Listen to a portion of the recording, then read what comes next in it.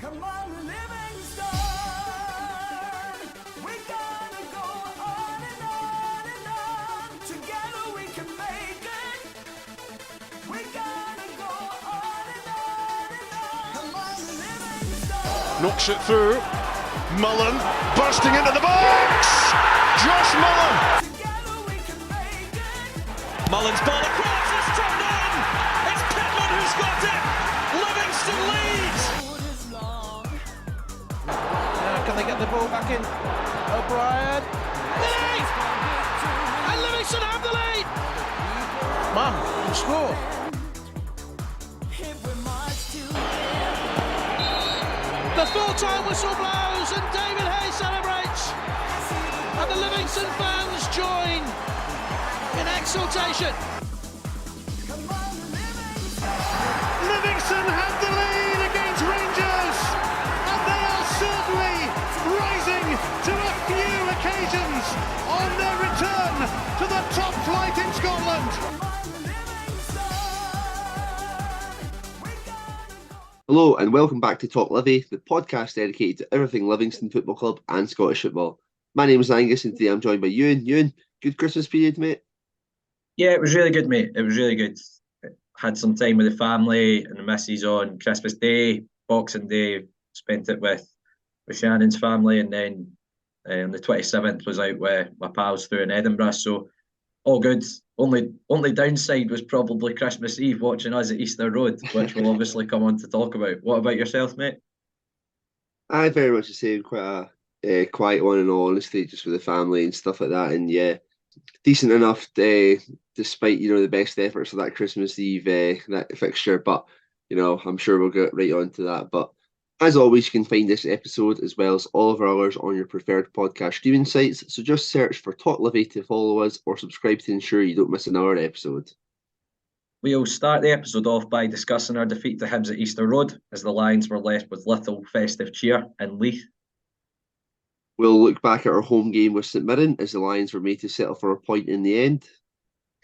And finally, we'll look ahead to our opening game of 2023 as we welcome Motherwell to the Tony Macaroni Arena.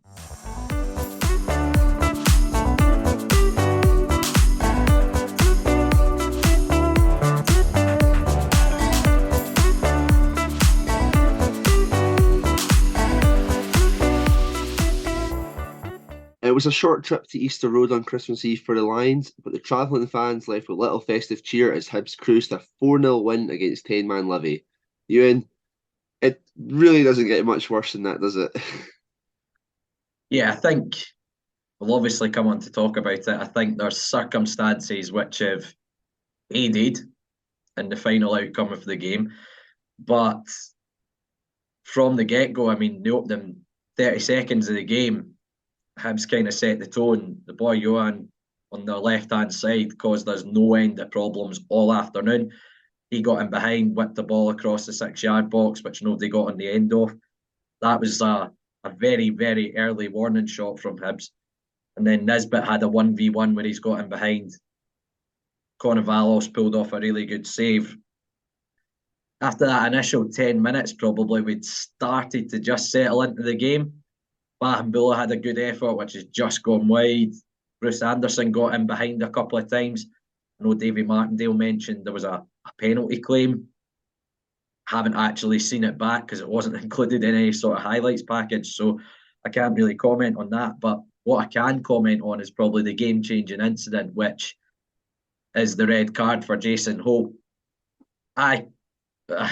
I didn't think it looked a red card at the time, but it was one of these ones I was like, right, I'll wait until I see it, and saw it again at half-time.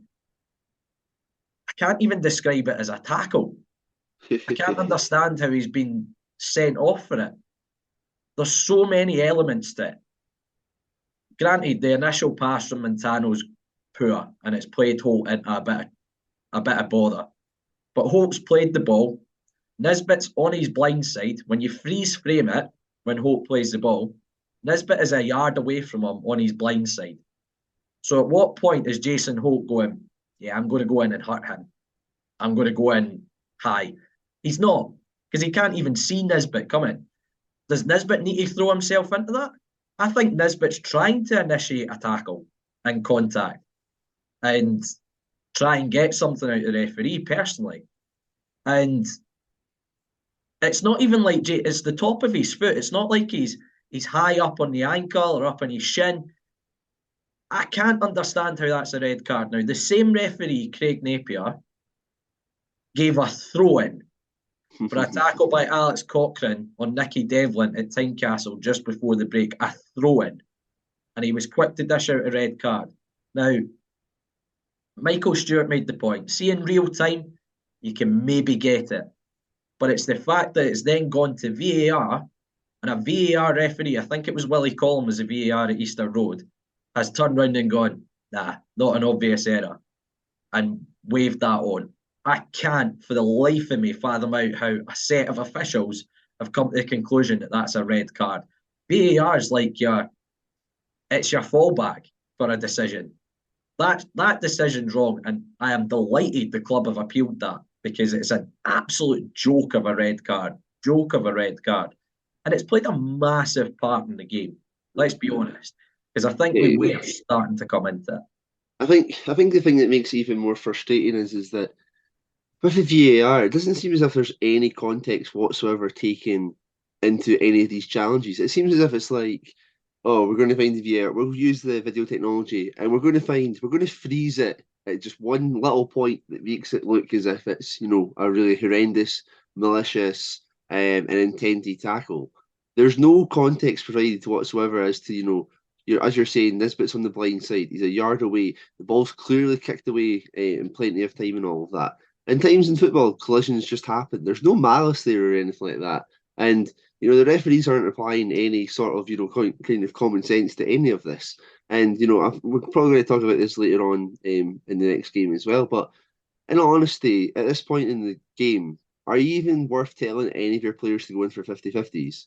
You may as well just say to them, any 50-50, you leave the ball, and in all honesty, you try and get hit by the guy kicking the ball and his follow through, because, apparently in football, when you follow through, you don't, when you kick a ball, your foot's just supposed to stop. Like, you don't do anything else with it. You can't move any further forward. So, go and just get caught by somebody, roll about, get your teammates to act like absolute muppets, like, Ryan Porteous did as well.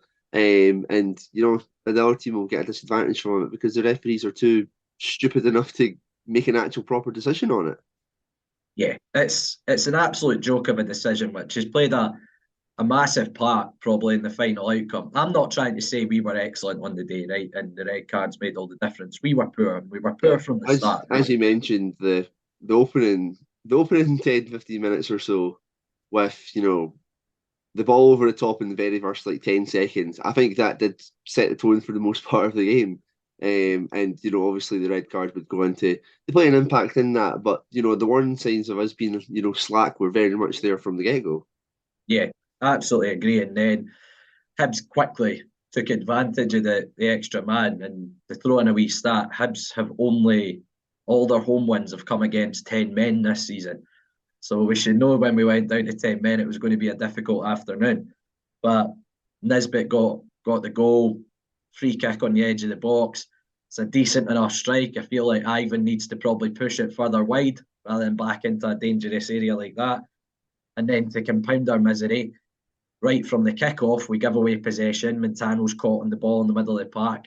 And Chris Cadden's bomb down the right-hand side. Don't get me wrong, it's a cracking finish by Cadden, but it's poor again from ourselves, and we're 2-0 down at this point very quickly. And 2-0 down with 10 men, you're going to really struggle to go for the game and try and rescue something. And 2 quickly became 3.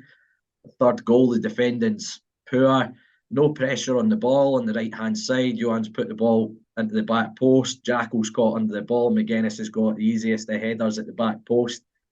And to be honest, I think the fourth goal's the worst of the bunch. It's a short corner. You can see Scott Pittman's waving for somebody else to come and help him as he's stuck with a 2v1.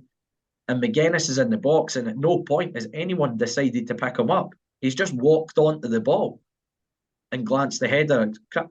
Good finish, but it's just far too easy and passive, and it's very unlike us. And, after that, Hibs are just coasting to a victory. we almost got a glimmer of hope or kind of make the scoreline look a little bit more respectable. But Goncalves has won the penalty. Fair play to them for winning it. But the penalty itself is pretty tame. It's a save by David Marshall.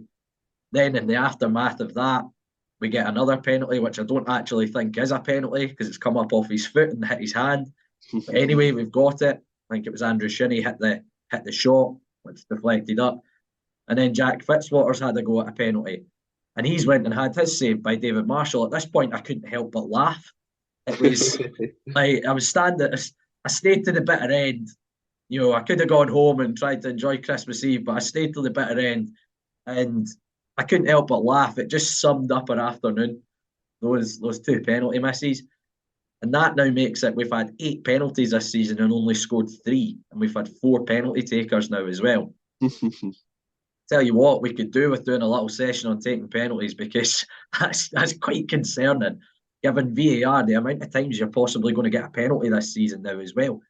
So we need to be a little bit more clinical from that sort of opportunity. But what I'm surprised about that is though, so obviously last season our penalty taker was Io, and he did miss 2 in a row. He missed, the one against Hearts, and was it the penalty shootout he missed against Hearts? He missed the penalty up at Ross County, which he put over the bar, and then he missed in the shootout against Hearts. So okay, fair enough. But the guy had scored, 7 or 8, I believe, for Queen of the South the season before, and he had scored for us there. Surely he's due back in the rotation. If is he completely short of confidence in penalties of that though? If we're going to the extent where we're getting like Jack Fitzwater to take one, if we're going to get Goncalves, when he's on the park to take one in that as well. If we really have no other options, surely it's best to recycle the ones who have at least at some point had success and all of that. It seems very bizarre, our recent kind of struggles with penalties. I mean, I guess in the past kind of couple of years, obviously, I remember us having Craig Halkett taking a lot of them. Can't really remember who would have taken penalties after. Stevie Lawless. Lawless, yeah, decent enough. Surely there's somebody there. I mean, Shinnie was on the park. I'm surprised that he didn't take either of the two then, if that's the case. But yeah, I think this is something that's just funny that it's coming into our game now, where anytime something goes to VAR, like I'm just saying to everybody I'm with, like, oh, it doesn't matter if it's a penalty. Like if it's a penalty for us, just play on. Just save us the embarrassment of missing another one and being even more frustrated. We'll just go again. But yeah, I don't think there's really too much more to kind of talk about this game. I think it's one that's we're going to be putting in our the backlog and hopefully forget about, because there just was very little to be positive about. Everything that could go wrong did go wrong, and maybe it's just one of those days. We've not really had too many of them in the top flight where we've been kind of torn apart by teams like Whiff of the Old Firm to this season with sending offs coming, so you can at least kind of look at it in that way. We're not at least we're not being played off the park by a side in natural kind of terms and stuff like that. And hopefully in the next kind of couple of weeks we can keep 11 men on the park and yeah, finally see what good work was done during this winter break. Do you think there's maybe a slight concern, because that's the second time this season where when we have gone down to 10 men, we seem to have capitulated quite badly. Pittodrie was another example of that. Ended up losing the game 5-0. Went a man down at Easter Road, losing the game 4-0. Is that maybe a little bit of a concern that we seem to be folding a little bit? And that's not a dig at the players, because there was game last season I'll use as a good example of them sticking in a game, was when we went down to 10 men against Dundee United at home and drew the game 1 each. But we showed a lot of battling qualities in that game, for example. So is that maybe a little bit of a concern? I'm not sure. I think maybe the circumstances of the two this season are maybe a little bit different. Aberdeen earlier in the season, were flying at home, scoring that many goals at home. I think they did it to St Mirren in that prior as well. Hibs there as well, as you mentioned that stat that they've done so well against the teams of 10 men. I think for us as well, one of the big issues is, the squad availability that we have at the moment. I think that may be playing a part of it. I mean, you look at the Hibs game there, we end up sacrificing Bahambula to bring on Longridge at left centre half. Longridge isn't a left centre back. I was surprised to see, Kelly or Boy's not coming in there, but I don't know if Davey had a plan, to kind of keep those players fresh for, this kind of match here. Yeah, I wouldn't look into it too much. Maybe if it happened again, but we're going to go on to talk about another game where we've went down to 10 men for a bit of period of a time, and I don't think that that capitulation happened. In all honesty, I think the stats will be quite surprising when we do come to that one as well. Yeah, I think sometimes that happens. You go down to 10 men. The Easter Road crowds were kind of getting behind them as well.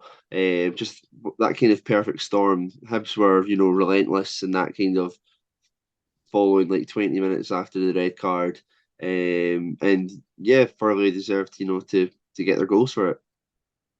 Yeah, as I say, there's no disputing the final outcome of the game, but there is circumstances which have probably helped dictate that as well. But we managed to bounce back to a degree at home to St Mirren, which we'll come on to speak about next.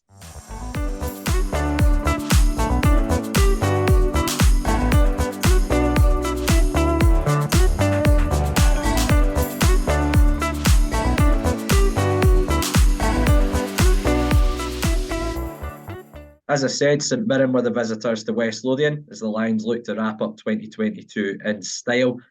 Despite a red card for Scott Pittman, the Lions took the lead but were paid back by the visitors and made to settle for a point in the end. Angus, you got your predictions spot on, one each, but there was certainly plenty of talking points from the game, wasn't there?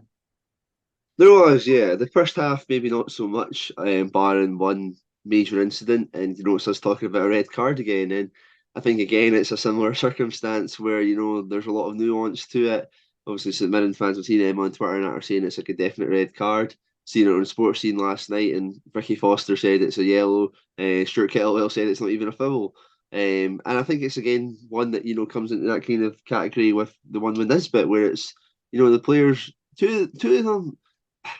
The thing that I get with this one is both of them go in the same kind of way. Both of them dive into the ball, lunging kind of like that. Pittman obviously gets the ball, and again, it's that follow through, and he does catch, I believe it was Bacchus, right? Yeah. Does catch him. Bacchus also boots him, and so Bacchus goes about rolling about. We get the red card, nothing in our way as well. So I don't understand. It's one of those ones where you see where usually see it in high feet kind of situations where the person who wins the ball is the one who gets it kind of filled for it. I think, if you're going to give a fill for it, sure, okay, cool. Then give like maybe a yellow card. But to go and be like, oh, that's clear, obvious error, to then go to VAR and change it out for a yellow card for a red one, I don't understand it at all. It's just, I really want the SPFL or the SFA or what to come out and say, right, what should players do when they tackle, when they clear the ball first? Like, Bacchus is an initiating contact there as well. There's no intent from Pittman there to cause harm. Clearly kicks the ball away again. Bacchus comes in, boots him as well. There is contact. There is just a collision. This is what I believe Stuart Kettlewell said this yesterday. In football, there is just collisions. It's a contact sport. There is just times where people come together. Not everything is, a full-blooded challenge or an intent to make harm or that. I'm trying to see St Mirren fans saying that there is an intent from Pittman to cause harm there. You're on one. Like, it's an absolute joke. But again, red cards, VAR. I think we're supposed to see these even out at some point in the season, Euan, and I'm very much looking forward to seeing what happens because you mentioned that one with Nicky Devlin earlier in the season against Hearts where we don't get that one. What's it going to take for for us to get something in our kind of favour with VAR? I think we've been on the raw end of this quite a few times already this season, and I don't think it's going to show up anytime soon. But have you got any difference of opinion for this one with Pittman? Well, as you say, talking about things evening up as the season goes on, the Hearts game, there was the red card for Cochrane, which should have happened. Then the Hearts equaliser there's at least two incidents in that which you could disallow the goal for. Then you're talking about the red card at Easter Road. Then you're talking about the red card last night. You're talking about 4 incidents in our last 4 games that have gone against us, and they're bad decisions by VAR. The whole idea of VAR is that it's meant to eradicate these. It's not meant to create more. And And the Pittman red card was right down in front of me. Now, it was one of those ones where I was like, right, maybe I need to see it again. A bit like Holt's one. Maybe I need to see it again. But to me, it didn't look like a red card. It just looked like a 50-50, really. Now, having seen it again, there's kind of similarities to Holt's one. He's played the ball first. He's quite clearly played the ball first. Now, the only thing I can say is Pittman's foot coming down. But where's he meant to put his foot? What's he meant to do with it in that situation? That's the thing. Like, see if he keeps his foot high and then like goes into the guy. Then you'll get the people saying like, "Oh, look, like he's kept his studs up. He's kept his foot high to like hurt the player." What can he do? It's an absolute farce. And as you say, if anything, I think Bacchus is the one who's made the bigger of the foul in that one. He's came through and just rattled Scott Pittman's leg. Like in his attempt to in the challenge. Now, when a yellow card was given, I think that's fine and you can move on. Now, again, I go back to the whole point of VAR. It's clear and obvious errors. Is it a clear and obvious mistake given a yellow card there and it needs to be upgraded to a red? It's not. It's really not. And once again, it's had a major impact probably on the game. And luckily, as we were talking about from the Hibs game, we managed to hold our own and stay in the game with 10 men. But, you're talking about St Mirren fans saying, oh, there was malice in the tackle. Clearly don't know Scott Pittman. Scott Pittman's probably sent Bacchus a box of mini muffins or something like that to apologise for the tackle. Like, that's the type of boy that Scott Pittman is.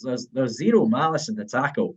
But as I say, can you call it a tackle when he's played the ball and Bacchus is coming afterwards and just kicked him?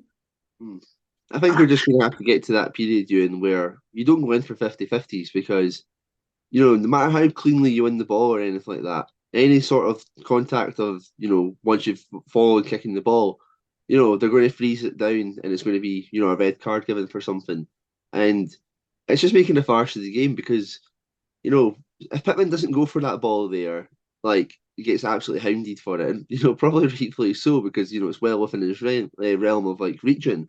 So, like, what do they actually want? I think, like, there needs to be some sort of, I don't know, they need to have, like, a chat about this because it's ridiculous of what's going on because it's clear winning the ball. Two players come together. That's all it is. Like, not everything is, a red card. Not everything is intended, but I don't think we're going to get any, kind of closure on this anytime soon. Watch this one. I don't see any of the two being overturned in all honesty, because what kind of look does it have if the SFA or the SPFL, like undermine, the two referees? I feel like that's what's going to be the case, and so we're going to be without Pittman and probably Holt because of that. But going on to the rest of this game, Ewan, I was quite surprised by how I think the big difference between the two matches with us against St Mirren and Hibs was the intensity of the opposition. St Mirren seemed, very, I don't know if patient's the right word for it. They didn't quite go into the front foot as soon as we went down to 10 men, I don't think. Whereas Hibs, went to like punish us straight away. In all honesty, it seemed as if St Mirren was more than happy to give us more time on the ball.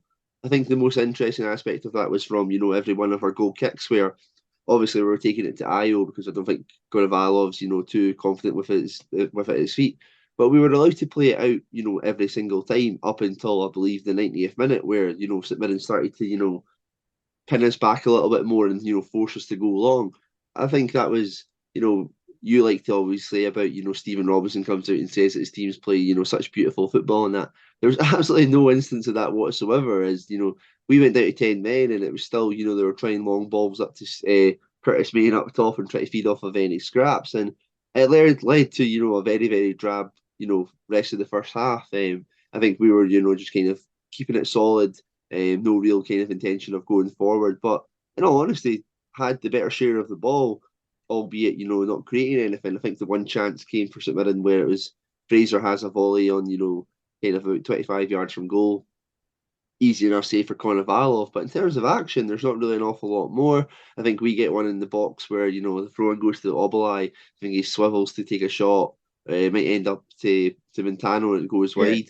But other than that, the first half was pretty drab. And I think, sitting in the stands, I think we were expecting that to be, the rest of the game. But, we'd go out there, and again, I don't think St Mirren, put nearly enough pressure on us with the 10 men. I think they should have seen what happened against Hibs and be licking their lips to, go on and take command of the game and get the victory. And I think that they've got nobody but themselves to blame for, not taking away the 3 points here, because they weren't positive at all. They didn't try to do anything differently. They didn't try and take the game to us. And, the game ended up even itself out, with, in terms of going down to 10 men. Mark O'Hara was booked for a first half lunge on Shinnie, and then, he's caught in the middle of the park by Stephen Kelly, who, knocks the ball to Bruce Anderson. And Bruce definitely sort of buys this one, as, he takes the trailing leg and, allows O'Hara to, to catch him, bring him down. But, in that kind of instance, it's an easy decision for the referee, as, I think it was about his, fourth or fifth, like, cynical foul as well. Like, he'd done plenty of them beforehand. I think, I'm very surprised to see him come out for the second half for that. There was instances that, he was going to get sent off, and I think everybody could see it coming. Thankfully, that happened, and, we got the free kick from it, and, Christian Montano's popped up with another goal from, a set piece. Those big long limbs of his, the legs, just brings the ball down perfectly well from the free kick, and, gets a little bit of fortune first hitting the post, but I think Trevor Carson actually hits the ball back into his direction where he can get the rebound, and, what's that, 4 goals this season now? Yeah, 4 goals for Christian. And as you say, with St Mirren, yeah, the approach was totally different, wasn't it? The intensity Hibs played at when we went down to 10 men, we could never settle at any point in the game, whilst, yes, St Mirren kind of played into our hands a little bit. They allowed us a lot of time on the ball, as you say, and those couple of half chances almost for either side was really all to talk about, other than the red card first half. But as you were saying with Mark O'Hara, O'Hara must have had 5 or 6 fouls at this point, and there's no way he's getting away without getting a booking on the halfway line when Anderson's breaking through, is there? And right decision to have him sent off, and it's poor management from Robinson not taking him off because of the type of midfielder he is. He's combative, and he likes to get stuck in. So, and the crowd was they were very alert to the fact that Mark O'Hara was on a yellow card, let's say, at that point, given we were down to 10. But yeah, managed to punish St Mirren almost instantly from the free kick. And I hadn't actually appreciated until watching the highlights this morning just how good Montano's first touch is when he brings the ball down and obviously pokes it goalwards. It's come off the post, but he's followed it in and put us 1-0 up. And we had a great chance just after that as well, where Bruce Anderson's got played through. He's cut back in onto his right foot, and Carson's managed to make the save in the end. But I'll talk about St Mirren when we were down to 10 men. See their approach when it was 10v10. That's the intensity they should have been playing at when it was 10v11. And they moved us about a lot more and were exploiting the spaces a lot more. But I also feel like we were a bit naive. I think we almost got a bit overexcited when it went 10v10 again and got the goal. And we're like, right, let's go and kill this game off. Whilst I think we maybe just had to rein it in a little bit after getting the goal and tighten up a little bit. We opened up a bit too much for me and allowed St Mirren back into the game. And the equaliser's poor again.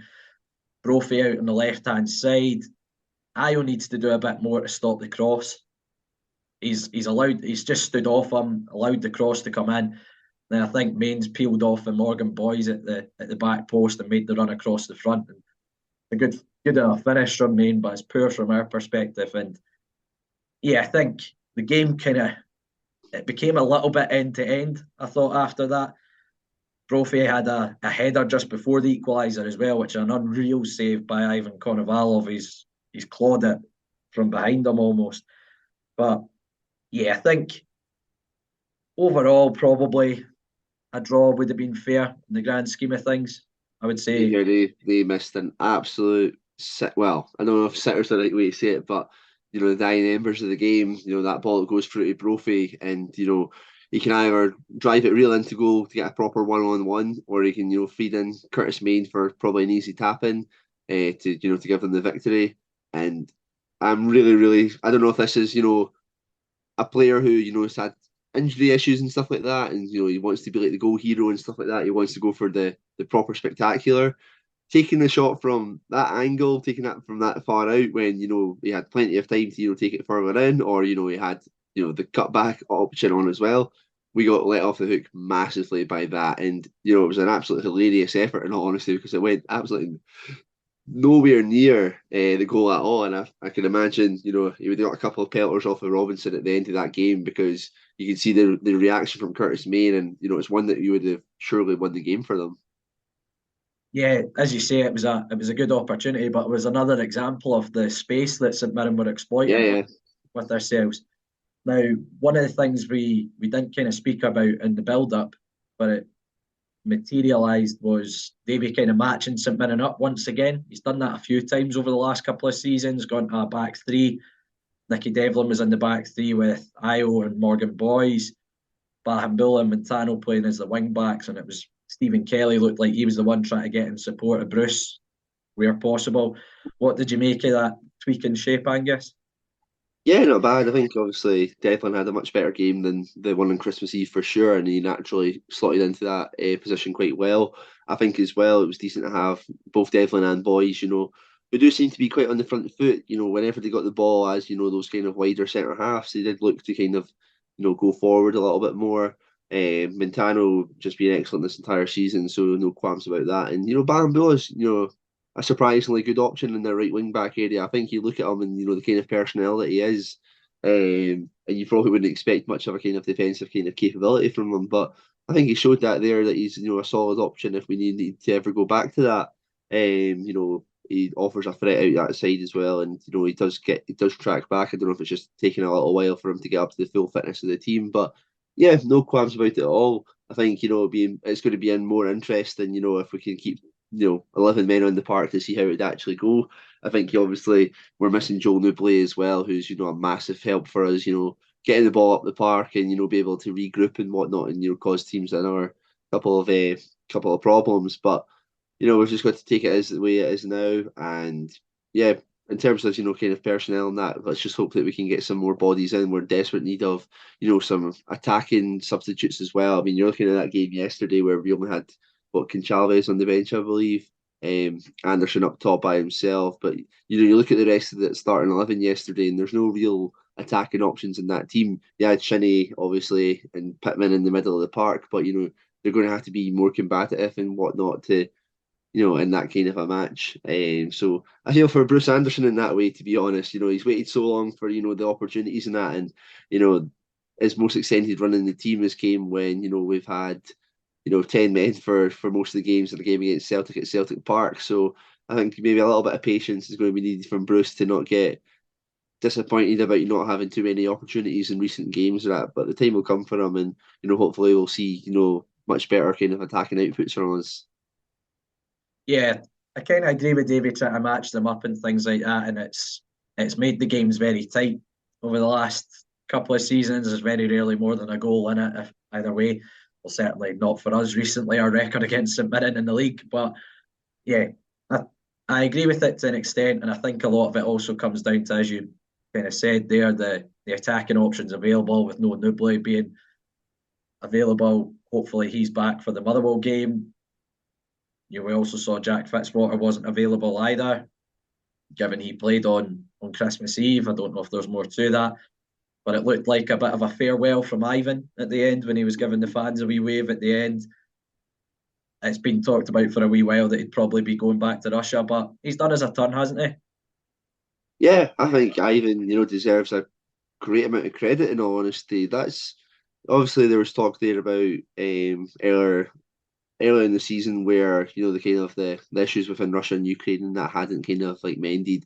There's been talk that he's kind of like being able to struggle to settle in because of the kind of the downward spiral of the kind of the currency and stuff like that. The difficulties he's had, being able to just like open like simple things like bank accounts and whatnot. But in terms of like performances and kind of professionalism, I don't think you can ask for anything better. I think the games that he's came in, he's managed to take over from Jack Hamilton as like the number two in this kind of brief period of time, especially with if it's known that he's going to be departing. And you know, he's made some absolutely tremendous performances in that. Against Hearts, he came in and he was absolutely great. You know, playing against Hibs there, you know, you're talking about a couple of decent saves that he makes to keep the score down early on. And then yesterday, that save's probably the pick of the bunch. And you know, that's all you can ask for him. And if that is the last we see him, then you know, all the best to him in his career, because you know he's a great. You know, whenever he was called upon, you know, he did himself more than proud in terms of performances and that. And it's somebody that you know maybe in different circumstances could have actually been you know a proper number one for us. He does have genuine quality there, and yeah, all the best to him if that is the case. Yeah, well, as I say, it certainly looked like a good buy. It's not often you get your Bairn on the pitch and start giving the fans a wee wave and things like that. So it does look like he'll be heading back to Russia, but wish him the best of luck, because as you said there, he's been nothing but professional given the circumstances, and his personal circumstances off the pitch has probably been quite difficult coming over here. So fair play to him, and obviously wish him the best of luck. But we'll move on to the Motherwell game, our first game of 2023, which is next.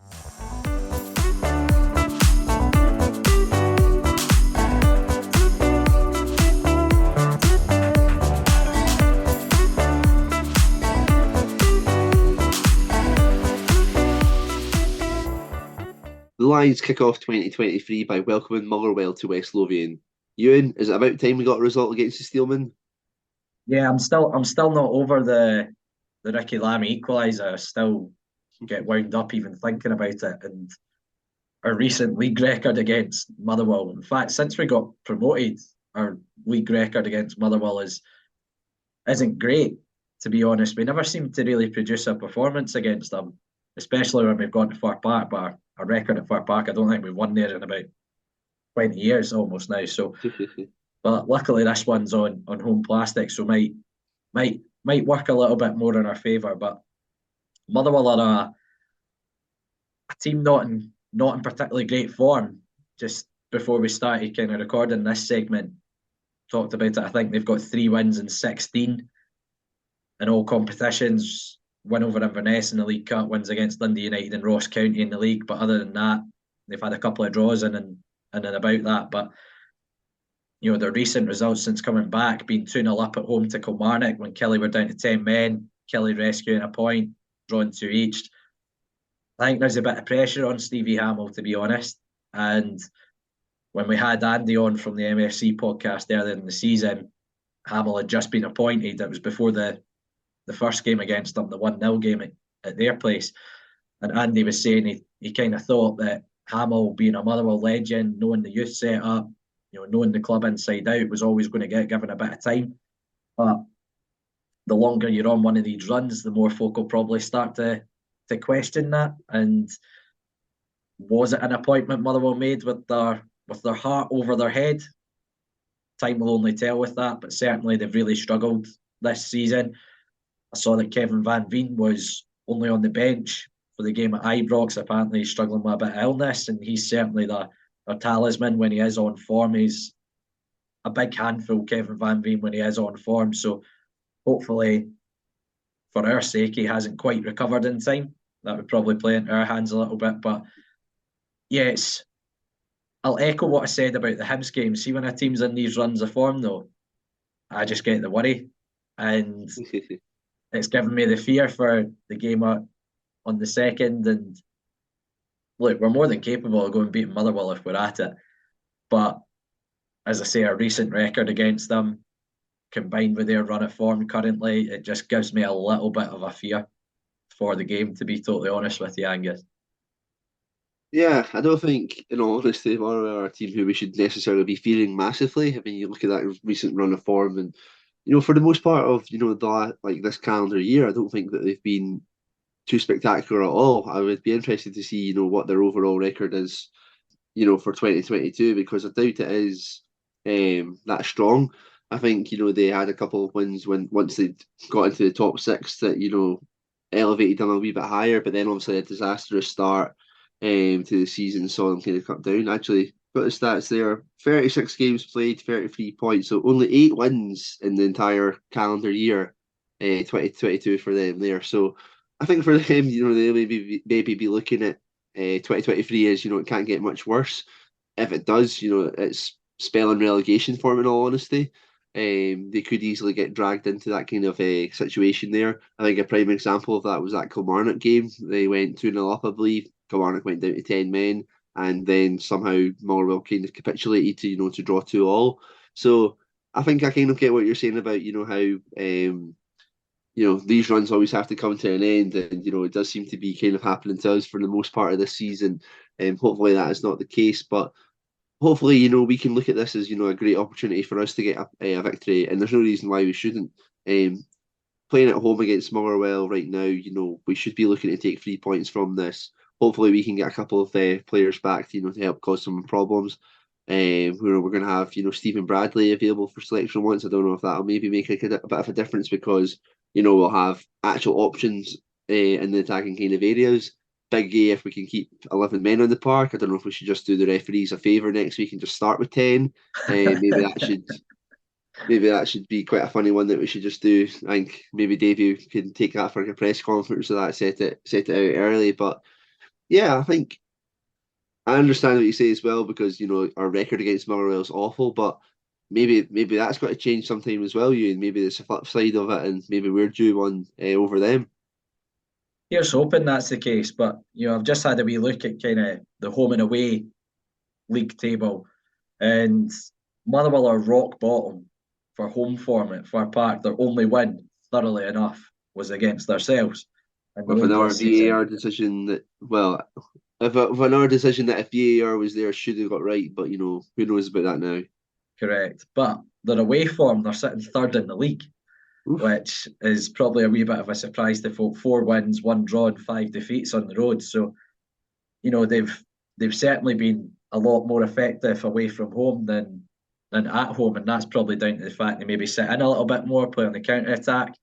Whereas at home they're obviously probably expected to have a little bit more of a go. But I think it's going to be a very tough game. Motherwell they're battling for points as well when you look at the league table as a whole, and as I say, I know, Angus, you're saying we could put a record right, but if you look at the league table just now, Motherwell, everyone's got them being in a bit of a scrap with the likes of Dundee United and Ross County. However, if they win on Monday, they go within 3 points of ourselves. Are we all of a sudden then looking over our shoulders if we were to lose that game on Monday? I think the nature of the league means that, especially, the kind of the glob, as it likes to kind of get referred to, is that you kind of always have to be kind of like that in a way, because, if we're going to be saying that, we're closer to, the kind of the top half, to third place when we're, the kind of same distance there, then I guess, yeah, we do have to be. So I think Davies came out a couple of times and spoke about, how everybody in the team probably outside of the Old Firm can beat one another. So it's probably no surprise as to why, these kind of swings are happening at the moment, in all honesty. I think you're looking at Kilmarnock there as well. I think that's what they beat Aberdeen, and then obviously they drew with Motherwell there. So that's an extra 4 points that they've picked up recently. And that can, really make the kind of difference to propelling them further up in the table. So I guess, just in all honesty, we need to be kind of careful of kind of what we're doing. We need to take business of ourselves. Because you even look at Hibs yesterday as well. Hibs, they beat us. And I think that sent them into the top 6, and then they got beat off of Celtic 4-0 to drop that back down below us. So I think it just shows you how everything can quickly change. I wouldn't say that we should necessarily be massively terrified of the kind of prospect of the playoffs or relegation or whatnot. But we should also just be wary that we need to take care of business ourselves, because if a couple of teams below us start picking up some form of that, then yeah, it easily could happen like that. So hopefully we can put Motherwell to bed, and we can create that wee bit of a gap again. That I think we're looking at these kind of fixtures as the ones that could help us create a bit of a gap against these sort of sides. With this game, then we have Ross County after. I think we have St Johnstone in that kind of run as well. So I think Dundee United as well before the end of the month, that game being rearranged. So yeah, got them wedged in there too. So yeah, if you look at those kind of games, they're absolutely the ones that we should be looking to create a wee bit of a gap. I mean, before the break, I think, what was it? Was it Celtic, Rangers, Hearts, and Aberdeen that we played? And we actually did a good job at taking some points from those ones. probably should have got more in the end than we probably deserved, to be fair. So, yeah, I guess be wary, but it's not quite panic buttons yet. So what are we going for prediction-wise then? Are we going to get 2023 off to a flyer? I am not going to say to a flyer. I'm going to say I'm going to predict a win, though. I'm going to predict the most awful game of football, but I'm just going to go for a 1-0 win for us. Yeah, I was going exact same. Was talking about this with Andy at the game. We've actually only won one game this season by more than one goal, which was the Kelty Hearts game. Every other game, there's only been one goal in it. So I feel like I was going to go 1-0, but I feel we need to buck that trend, Angus. I feel we need to buck the trend. I'm going to go 2-0. I'm going to go 2-0 to the Lions of West Lothian. And as I say, getting 2023 off to the best possible start. Do you think we've got 2 goals in us with this team right now with the attacking options? I'm hoping Joe's back. Not that Joe's goal scoring exploits are the be all and end all of our team, but I feel he adds obviously a lot in that regard. But I fancy us to go and win. I fancy us to bounce back a little bit from our kind of recent setbacks since coming back from the break. 1-0, Christian Montano scoring from the fallout of another set piece again. Get the money on it right now. I'd take it. I'd absolutely take it.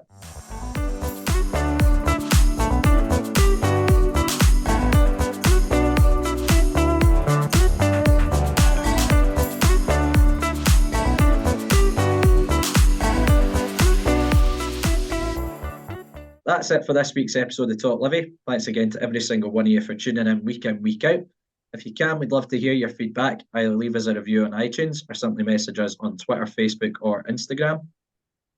As Euan said, we're on Facebook, Twitter and Instagram, so search Talk Livi to find us and you'll find all the links to our weekly episodes on there as well. You can also find all our episodes, including this one, on all good podcast streaming sites, including iTunes and Spotify. We're also on YouTube, so don't forget to subscribe to the channel. If none of those options suit you, all you have to do is head to our website, talklivipodcast.libsyn.com, where you'll find every single episode we've done over the last few years. That's it for this week. Thanks to all our listeners for tuning in as always.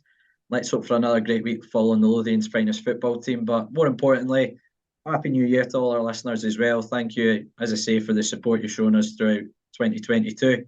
And we'll obviously be back for the new year as well. So have a good one, guys.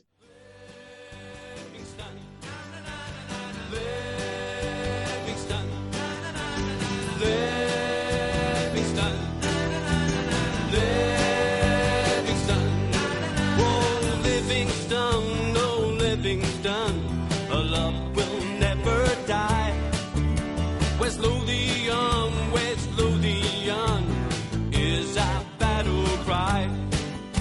This is the place from which we hail. Livingston, no Livingston, it's up to Amberville.